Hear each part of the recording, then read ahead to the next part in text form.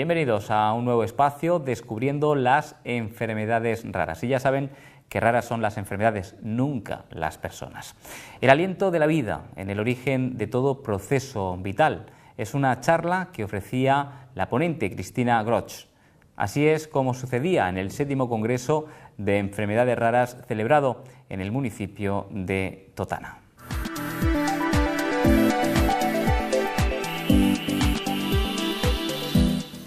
Bueno, dentro de lo que hacemos los terapeutas craneosacrales, antes de entrar a la consulta y cuando estamos en consulta con nosotros llamamos clientes, no llamamos pacientes, es asentarnos en la quietud. Entonces os voy a pedir a todos que hagáis un ejercicio que es el que hacemos nosotros durante la formación y en nuestra consulta, y es poner la atención en esa parte baja de la columna, en el sacro. Y si alguien lo quiere hacer en plan más poético, puede decir Madre Tierra y pone la atención en su sacro. Luego pone la atención en un lugar en el centro de la cabeza, justo en el centro de la cabeza, y a ese lugar le llamamos Padre Cielo. Hacemos como un escáner y yo a la vez que yo estoy haciendo eso os pido que lo hagáis vosotros. Yo hago un escáner por la parte de delante de mi cuerpo, un escáner por la parte de detrás de mi cuerpo, mi parte derecha, mi parte izquierda, mi dentro, mi fuera, y puedo irme todo lo fuera que quiera. Desde mi núcleo, el núcleo de mi ser, puedo ampliar mi campo de percepción hasta el que tengo al lado y puedo mirarle a los ojos, y podéis hacerlo si queréis, y eso me aliviará a mí porque no dejaréis de tener la atención en mí. Podéis mirar más allá, a la fila, podéis mirar a la sala, podéis mirar a Totana, a Murcia, a España, a Europa, al continente, al mundo, al universo. Podemos ir todo lo lejos que queramos, porque somos infinitos. Y vamos desde nuestro centro, desde el núcleo de nuestro ser, hacia la periferia. Y eso es lo que hacemos los terapeutas craneosacrales. Mantenemos la atención en lo físico, pero al mismo tiempo mantenemos la atención en otros campos. Como veis, estoy muy nerviosa. No estoy acostumbrada a estar en un ámbito así donde yo me coloco arriba.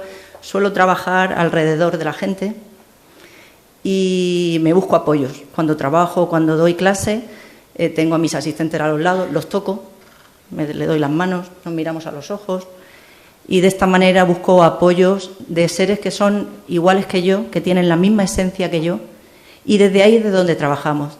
Trabajamos desde esa esencia que es igual a todos los seres humanos. Da igual lo que haya sucedido después, da igual la historia genética, da igual las experiencias de vida que hayamos tenido. Hay algo en la esencia de nuestro ser, que es nuestra matriz original, nuestro cianotipo humano, que es común a todos los seres humanos y es común al universo. Y esto tiene relación con la quietud dinámica, que es un término que nosotros usamos. Y a ver si sé cómo funciona esto. Que es aquí, perdón. Bueno. El término biodinámica, que es el trabajo que nosotros hacemos, fue usado por primera vez por el doctor Becker para describir lo que describe la palabra, biodinámica, vida en movimiento. Y es eso con lo único que trabajamos. No ponemos la atención en patologías ni en síntomas. Por eso digo que me siento tan rara en este ámbito. En este ámbito ustedes todos son muchísimo más doctos que yo. Yo no voy a hablar de eso porque no me corresponde. Yo lo único que hago es profundizar en mi estado de presencia continuamente y sí, trabajar en lo que es el sistema craneosacral que fue diseñado por el doctor Sutherland a finales del siglo XIX, principios del XX. Y el doctor Sutherland era un ser muy espiritual y cuando estaba observando los huesos del cráneo, era muy espiritual, pero al mismo tiempo se fijaba mucho en la fisiología, anatomía. Estaba observando los huesos del cráneo y se dio cuenta que las suturas del cráneo están biseladas de esta manera. Entonces preguntó a un amigo ingeniero, bueno, antes de esto quería preguntar, ¿alguien sabe qué es la terapia craneosacral aquí? ¿Podéis levantar la mano quien tiene idea de qué es la terapia craneosacral? Vale. Es bastante desconocida sobre todo en España, mucho más conocida en Europa y en América. Bueno, cuando vio que las suturas del cráneo tenían este diseño, preguntó a un amigo ingeniero a qué podría ser debido esta forma, y él dijo que solamente podía ser para el movimiento. Se ideó un casco y iba presionando las distintas suturas craneales y iba dándose cuenta que depende de dónde presionaba aparecían distintos síntomas. Bueno, hasta que la mujer se hartó y le tiró el casco porque el hombre se estaba volviendo loco. Y luego le vino como otra, o sea, dijo, vale, los huesos del cráneo se mueven. Y esto es algo que todos los osteópatas ya aceptan, y en la universidad se acepta que los huesos del cráneo tienen una micromovimiento. Esto se sabe desde las culturas milenarias, en medicina tradicional china, en otras culturas mucho más antiguas. Y a partir de ahí le vino como observando los huesos parietales, que son estos huesos que hay aquí, los estaba mirando y dijo, diseñados como las agallas de un pez para la respiración primaria. Esta idea le vino, la respiración primaria. Y a raíz de ese estado de presencia que él tenía, se daba cuenta que en sus palpaciones, cuando hacía osteopatía, le venían ritmos y que eran mucho más sutiles, mucho menos físicos que la biomecánica. Y dijo, diseñados para la respiración primaria. Dijo, bueno, una respiración que es anterior a la respiración pulmonar y anterior a cualquier otro ritmo en el cuerpo. Entonces desarrolló todo su sistema craneosacral en base a eso, en base a los movimientos de los huesos craneales. Entonces empezó a descubrir lo que son los principios, bueno, y a diseñar lo que son los principios del mecanismo de respiración primaria, que es en lo que se basa la terapia craneosacral. El mecanismo de respiración primaria está basado en 5 principios. Uno de los principios es que el aliento de la vida, que es lo que él llamaba todas las fuerzas que nos rodean, que son captadas por nosotros y de lo que nosotros, o sea, es ese principio anterior a la forma, son captadas sobre todo desde el principio en los líquidos. Y entonces pensó, el líquido cefalorraquídeo es el líquido más excelso del cuerpo, el más puro, con lo cual el líquido cefalorraquídeo capta la potencia o el aliento de la vida, la potencia vital, con más eficiencia que cualquier otro líquido en el cuerpo. Entonces, a través de ese estado de presencia, de estar calmado, de estar en quietud, que es difícil aquí en este momento, porque todos ustedes tienen la atención en mí, porque no podemos hacer una meditación profunda, porque no estamos rodeados de naturaleza, aunque todos tenemos esa naturaleza en nosotros. Si nosotros fuéramos capaces de conectar con ese estado primario, seríamos capaces de ir yendo muy abajo, de poder sentir esa pulsación que se siente como una inhalación que va hacia la cabeza, muy lenta, y desciende hacia los pies. Este es uno de los principios, el movimiento de inhalación y exhalación del líquido cefalorraquídeo, y que se expresa en todos los tejidos, se expresa en todo el sistema, de manera que en todas las estructuras mediales del cuerpo se expresa como flexión y extensión, y en todas las estructuras pares como rotación externa, rotación interna. Es muy sutil. Para poder percibir estas mareas, que nosotros llamamos, es necesario estar aquietado, es necesario estar en un estado donde no estamos en los conceptos, sino que estamos en la percepción de lo que hay por debajo de la forma. Uno de los principios este. Otro de los principios es que el sistema nervioso tiene una motilidad inherente, o sea que se enrosca y se desenrosca, también a un ritmo muy, muy lento y muy sutil. Cuando eres capaz de estar en contacto con esto que es el núcleo del ser, donde hay memorias, improntas y memorias prenatales, perinatales, eres capaz de estar en la escucha de lo que ha sido la historia. Sin hacer nada. No hay que hacer nada, no hay que analizar nada, no hay que cambiar nada, con lo cual nosotros no ponemos la atención en la enfermedad.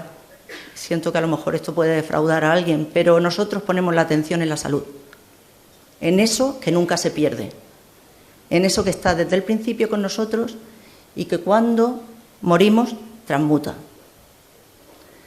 Y es ahí donde hay potencia sanadora y donde todos somos iguales. De esa manera nadie nos podemos sentir raros, porque somos todos iguales. Todos tenemos esa misma esencia. Otro de los principios es que los huesos craneales se mueven y tienen un movimiento, en esa expresión del aliento de la vida, tienen un movimiento de inhalación y exhalación y tienen una motilidad que también puede ser palpada. Se mueven en relación con los otros huesos craneales, se mueven, tienen una movilidad determinada, cada hueso se mueve de una forma distinta y tienen una motilidad inherente.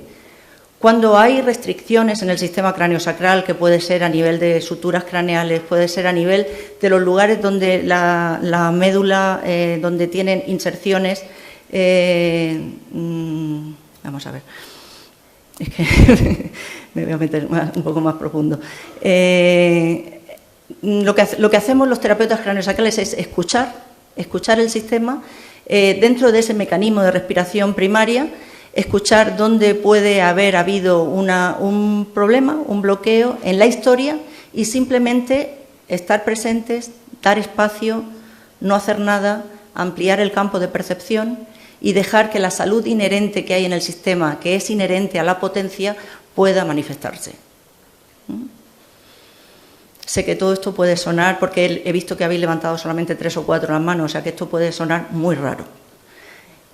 Muy raro. Entonces, como tengo muy poco tiempo, os invito a que investiguéis, que hay una asociación española de terapia craneosacral, hay escuelas de terapia craneosacral donde se dan formaciones, hay libros de terapia craneosacral de Frank Kinsey, Rollin Becker, muchísimos terapeutas craneosacrales que han escrito libros y podéis, si os interesa, investigar en qué consiste esto tan raro, que en otros países no es tan raro.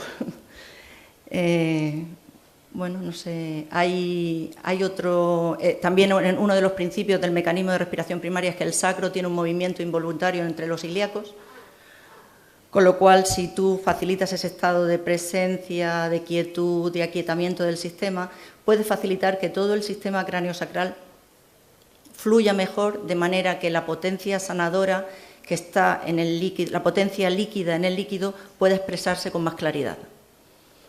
Esto, para un terapeuta de medicina china, no es para nada extraño, porque ellos hablan en los mismos términos del chi, en la energía vital que circula por los canales energéticos. Y que también pasa a la estructura física y fisiológica, tiene su repercusión. Digamos que hay un despliegue. No sé cómo va esto. Apuntar al ordenador. Ah, perdona. Bueno, esto de lo que hablábamos, este es el sistema nervioso central, entonces hablamos que el líquido cefalorraquídeo fluye por el espacio subaracnoideo alrededor de la médula y alrededor de todo el cerebro. Como aquí hay profesionales de medicina, hay padres, hay alumnos y tal, no voy a entrar en profundidad. La formación de terapia craneosacral dura de 2 a 3 años y hay profundos conocimientos de anatomía, fisiología, pero ya digo, no trabajamos poniendo la atención en la fisiología, ponemos la atención y la retiramos. De manera que no, si hay algo que está siendo difícil, lo que hacemos es no hacer que sea más difícil, sino facilitar que pueda haber más espacio. Entonces, ahí entra la parte de trabajar con la intención y con la atención. Podemos trabajar con la intención y tener la intención de ayudar, siempre la intención de facilitar y escuchar. O sea, la clave para nosotros es escuchar la historia del cliente. Esto es lo que estábamos hablando del movimiento de inhalación y exhalación del líquido cefalorraquídeo, cómo tiene su repercusión en todo el sistema craneosacral, el movimiento que tiene en el sacro, el movimiento que tiene en todos los huesos del cráneo. Hay movimiento en todo el sistema humano. Nosotros no vemos el sistema humano como algo limitado, sino que es holístico. Pero esta es la parte, digamos, más física de la terapia craneosacral. Está el otro principio, que es el sistema de membranas de tensión recíproca, donde el sacro y el cráneo están unidos. La parte de la médula tiene también todo el sistema de membranas de la médula, alrededor de la médula, tiene una relación con la hoz y con la tienda. Quiere decir que todo el sistema hace un movimiento de enroscamiento y desenroscamiento, rotación interna, rotación externa, que en sí es el movimiento que hace el universo. El universo hace este movimiento de replegarse sobre sí mismo y expandirse. Nosotros hacemos lo mismo. Otra imagen más del sistema de membranas de tensión recíproca. Quiere decir que cualquier cosa que suceda en el polo superior tiene una repercusión en el polo inferior y viceversa.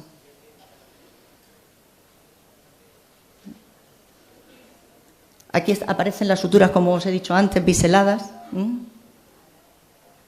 Ponemos la atención, los terapeutas craneosacrales ponemos la intención en la parte del sistema que nos dice cuál es la prioridad del sistema, escuchamos cuál es la prioridad del sistema, colocamos las manos de una forma muy sutil, el contacto es casi imperceptible, para poder percibir esos movimientos sutiles del cuerpo.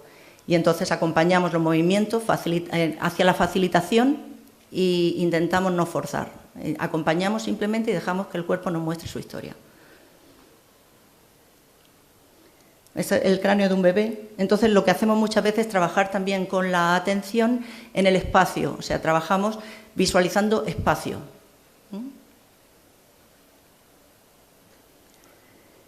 Es la manera muy habitual de tener un contacto. Tenemos contacto normalmente en el cráneo, tenemos un contacto en el sacro, a veces en los pies. El contacto no tiene por qué ser en un lugar determinado, pero es uno de los contactos más habituales y es una de las intenciones o atenciones que tenemos más habituales en los ventrículos del cerebro, visualizando el líquido y visualizando que el líquido es claro y luminoso. Y si conocéis los estudios, por ejemplo, del doctor Masaru Emoto sobre el agua y los mensajes del agua, o sea, la importancia que tiene la intención y la atención y nuestros pensamientos, la importancia que tienen en el otro. Cristina, sí, te ruego que vayamos terminando, por favor. Sí, bueno, pues la marea. Lo único que se me ocurre decir es que espero haber sido de utilidad, que estoy disponible, que me podéis encontrar en Internet, que voy a estar por aquí fuera si queréis hacerme alguna pregunta y que en realidad yo esto lo hago porque lo que deseo es que todos los seres sean felices y todos podamos trabajar en apoyo y cooperación mutua, que es en realidad la esencia de todo ser humano, y poder trabajar desde la quietud dinámica. Y bueno, que confiéis en la marea.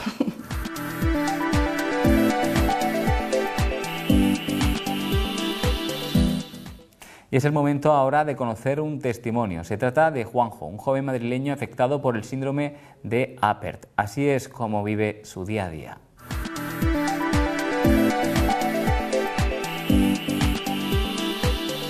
Mira, yo tengo la enfermedad del síndrome de Apert. El síndrome de Apert produce malformaciones en la cara, en el cráneo, en las manos y en los pies. Entonces, en la cara produce las malformaciones que se ven, lo podéis ver perfectamente. En el cráneo, las suturas craneanas se cierran, los huesos del cráneo se cierran y hay que expandirlo, o sea, hay que operar para expandir ese cráneo, que el cráneo se pueda abrir bien y todo con normalidad. Y en las manos y en los pies se produce lo que es la sindactilia, que es la fusión de dos o más dedos, como he dicho, en las manos y en los pies. Yo tengo 4 dedos y 2 de los dedos que tengo en esa mano están unidos, están fusionados. En los pies tengo 5 dedos en cada pie, pero los 5 dedos los tengo juntitos. Entonces, nuestro problema, yo voy a ser claro, yo siempre hablo claro en la televisión y donde sea. La sanidad nos deja tirados, solo tenemos 2 centros de referencia en Madrid, uno en Madrid y otro en Barcelona. Y yo, por ejemplo, os pongo a vosotros el caso de que sois padres de una niña de Canarias. Voy a hablar de mi Juanito, por ejemplo, de Canarias. El padre y la madre están en el paro. La única ayuda que reciben son 500 euros que le dan, y gracias, tenemos que dar las gracias, a su niño por discapacidad. Tiene que venirse a Madrid, coger el avión, el hotel, el transporte en Madrid, todo para media hora de consulta. Entonces, es duro y estamos muy solos. A pesar de que los datos que se han dicho es verdad, 3 millones de personas, pero la sanidad, la seguridad social no nos hace caso, los políticos prometen, pero luego prometen ahora por el tema de las elecciones, pero luego se olvidan de nosotros y estamos muy solitos. Entonces yo siempre agradezco a vosotros los medios, a la radio, a la televisión, a la prensa, que nos deis alas para concienciar a la gente y por último pues se intentan los políticos para que nos hagan un poquito de caso. ¿Cómo ha sido tu vida? Porque claro, esto lo tienes desde que naciste, ¿cómo lo tomaron la noticia tus padres? Después, tú cuando fuiste consciente de lo que te ocurría, porque eso será quizá el paso más importante que tuviste que dar, ¿no? Ser consciente de lo que te pasa y a partir de ahí, ¿qué podías hacer para mejorar tu vida?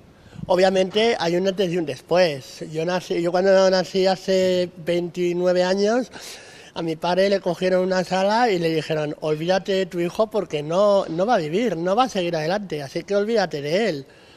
Entonces mi padre lo pasó mal, fue un trauma para él y para toda mi familia. Claro, mi padre no sabía cómo decírselo a mi madre y al resto de la familia. Entonces cuando te dicen eso, dices, ¿y qué hago yo? Tengo un niño así, ¿qué voy a hacer? Y luego también, por supuesto, el desconocimiento de la discapacidad, ¿no? Porque nosotros hemos tenido que emigrar de la medicina pública a la medicina privada. Ahora hablan del tema de la sanidad pública privada. A mí me da igual, a mí personalmente me da igual, porque es una batalla que nosotros hemos perdido. En la seguridad social a mí me hicieron una operación errónea de la nariz, fuimos a juicio, pero esto es como David contra Goliat. ¿Quién gana siempre? El grande. Solo en pequeñas ocasiones gana el pequeño, pero en el grande ganó la seguridad social y encima la tuvimos que indemnizar. Entonces, a partir de ahí, pues nada, yo fui haciendo una vida normal y con el boca a boca pues me fui enterando de los médicos que había y fue a los 18 años cuando viene un reportaje en un periódico me enteré que era síndrome de Apert. Entonces a partir de ahí mi vida cambió a mejor.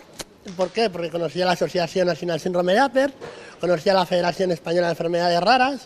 Hasta hace poco conozco a Aregenes y la vida ha cambiado porque ves a gente con tu misma discapacidad, ves a gente que lucha por lo mismo que tú.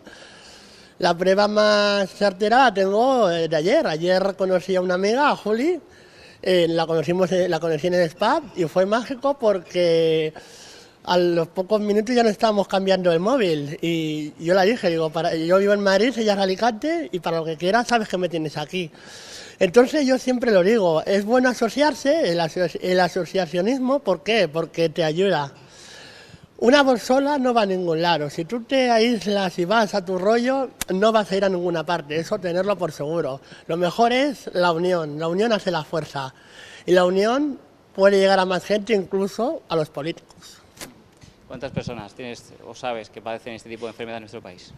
Registradas, conozco 100 casos. Registrados. Luego, como he hablado antes del asociacionismo, hay gente que vive en su burbuja, que vive en su casa, que no quiere salir. Conozco casos de esa gente que no quiere salir, que no quiere relacionarse y vive en su burbuja. Quizás sea eso lo más difícil, ¿no? La aceptación de los demás, que no miren a uno de una forma extraña. Obviamente, eso es una cosa que yo siempre denuncio y en los medios y donde haga falta, el rechazo social. Ya no tenemos solo rechazo político, sino lo más grave de todo, el rechazo social, de ir por la calle, que a mí me ha pasado, ir por la calle caminando tranquilamente, a mi ritmo, llega un niño y le dice, ¡ay mamá, mira qué feo es ese chico! Y lo más grave de todo fue lo de la madre, hijo, no te acerques a él, que te puede contagiar, que está enfermo. O sea, yo me quedé hecho polvo. Y desde que conocí la asociación, pues me ayuda a reforzar todo eso. ¿Que tú me dices eso? A mí como si me dices misa, no te hago ni caso y ya está. Pero mi preocupación son mis hermanos Apert, como les digo yo. Mi Nélida, mi Edu, mi Candela, todos esos hermanos que vienen detrás de mí, que sí que sufren ese rechazo, es lo que más me duele y por eso yo lucho. Yo no voy a decir, yo como ya tengo 29 años y ya tengo todo superado, no. Yo voy a seguir luchando, voy a seguir dando caña para que todos mis hermanos Apert, que vienen detrás de mí, tengan una mejor calidad de vida que la que he tenido yo. Pues muchísimas gracias por acercarnos tu testimonio, Juanjo, y ha sido un placer conocerte y que demuestres a nuestros espectadores que lo normal son las personas, lo raro son, en este caso, las enfermedades. Esa frase con la que ha cerrado Juan Carrión que me gusta, raras son las enfermedades, no las personas. Y es una frase que es así, que las enfermedades son raras, pero no porque sean raras, no porque sean difíciles de pronunciar, no, eso no estamos equivocados, es porque son desconocidas. Yo cuando me dijeron mi síndrome de Apert, pues dije, pues vale, pero no lo conocía. Y hay síndromes que en este congreso de Totana voy conociendo, el síndrome de Becker, por ejemplo, que lo tiene mi compañera Juli. Y son enfermedades, son discapacidades que tú vas conociendo y que no son raras porque son raras o difíciles de pronunciar, no, son porque son las grandes desconocidas. Y ahí estamos nosotros para que se conozcan, que somos 3 millones de personas, que somos un 8% de la población y que hay que luchar. Trabajadores sociales, afectados, directivos, hay que luchar por ello.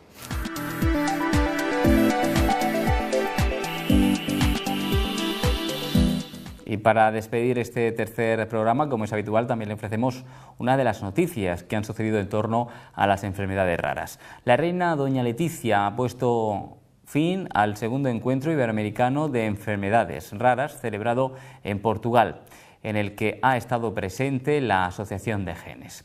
El presidente de la Alianza Iberoamericana de Enfermedades Raras, Juan Carrión, ha destacado la necesidad de estar unidos para seguir mejorando la calidad de vida de los 42 millones de iberoamericanos que sufren una enfermedad poco frecuente. Carrión ha agradecido tanto a la reina, doña Leticia, como a la primera dama de Portugal su implicación y apoyo en el acto de clausura de este encuentro, que durante su desarrollo ha permitido congregar a representantes de organizaciones de 10 países diferentes.